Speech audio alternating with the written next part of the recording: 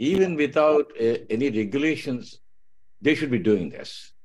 But when it's a freebie, if you take the case of, for example, the Kanpur tanneries and things like that, they thought with this ignorance, pure ignorance, it's easy to use it one time and throw it in the Ganga. That's it.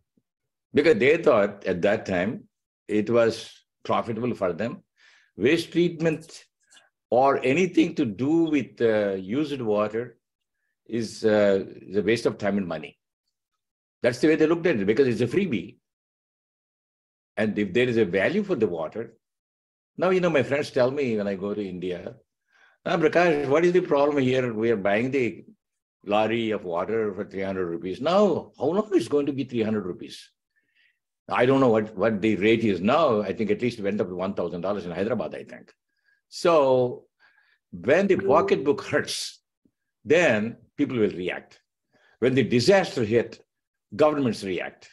When the epidemic, like cholera and all these things happened in Chicago in 1897, because the drinking water from Lake Michigan, the input, the intake, the pollution passed the intake, so it was sucked into the treatment plant, and then only the Water Reclamation District of Greater Chicago was thought of being formed.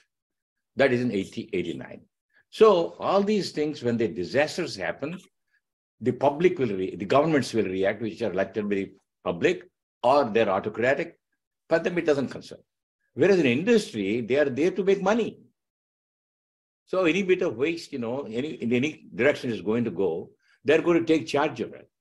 A pollution prevention base, it became a big phrase type of a thing. And in London, a lot of work has been done in England.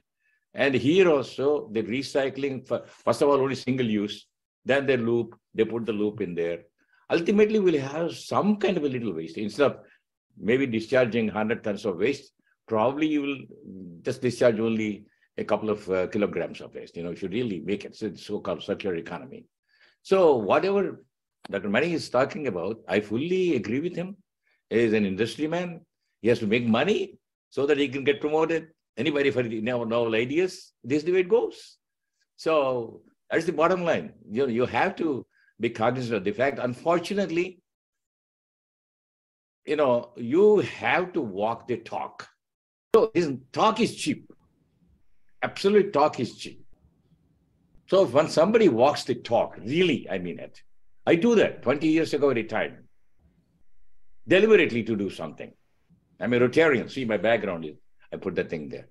Okay. So I pay to create awareness. And if I give $1, I'm going to get a return on that from matching grants. I'm a poor guy from any standpoint of view, all these illustrious people that you are here.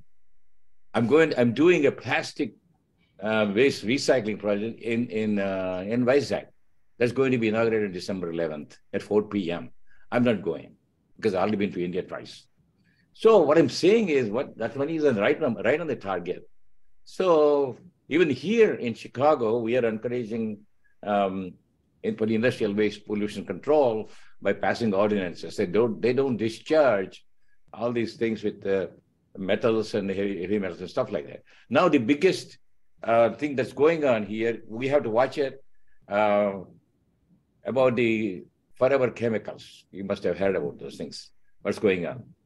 And these are very treacherous compounds. I've been following it even way back. I was telling my bosses in the district, these chemicals of concern and the so-called forever chemicals like they derive from Teflon is one example I can give you. Everybody knows Teflon. And they're going to persist forever in the environment. And all that anything if it goes into the biosolids or the sludge, any sludge, that's going to persist. And what do? We are promoting that as a fertilizer and a soil conditioner. I elected them even before my retirement. So what about heavy metals? We are taking it out. Pathogens, we killed them. Now compost is good. Or people are taking it as a nutrient or soil conditioner. But now what do you do with these biosolids? The sludge, we produce in Chicago about 400 dry tons per day from the treatment plants. They are with these compounds. So all these things are there. We have to think with foresight and then try to prevent it